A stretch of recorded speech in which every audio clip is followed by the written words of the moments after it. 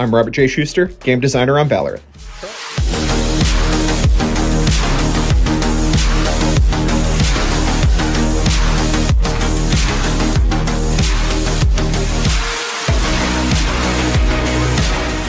How does the Premier score system work?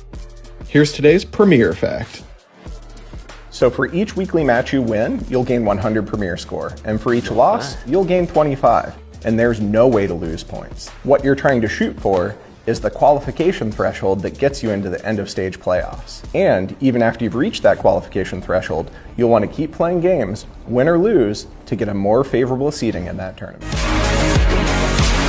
How does matchmaking work in Premier? So when you queue up for your weekly match, we try and find another team that has the same Premier score as you do. At the beginning of a stage, everybody has 0 points, so you could play anybody in your division. But as time goes on and we get a better idea of your record, we're going to try and match you with those teams with a similar score. We'll prioritize getting you into a match over getting you into the most fair match, so you're not waiting so long in queue. How do restrictions affect your Premier eligibility? If you receive one of these in the past 30 days, you're going to be unable to join a Premier team or play in Premier matches. However, if during Premier you receive one of these, you're going to be disqualified for the remainder of the stage. Remember, we want you to be the best teammate that you can be.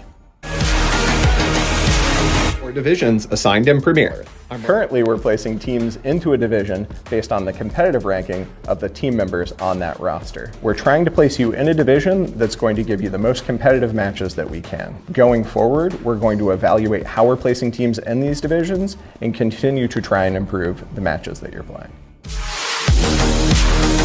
Pros going to be playing in Premier? Starting on October 30th, we're no longer going to allow professional Valorant players to play in Premier. We consider a pro Valorant player to be one that's on an active roster for International League or Challengers League. We're forging a path to pro in Premier for players, so we don't think it would make much sense for you to play against pros along the way, would it?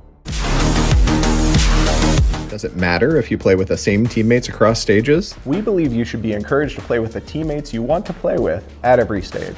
We know it can be hard to keep the team together. So no, it doesn't matter who you play with as long as you're having fun playing Premier.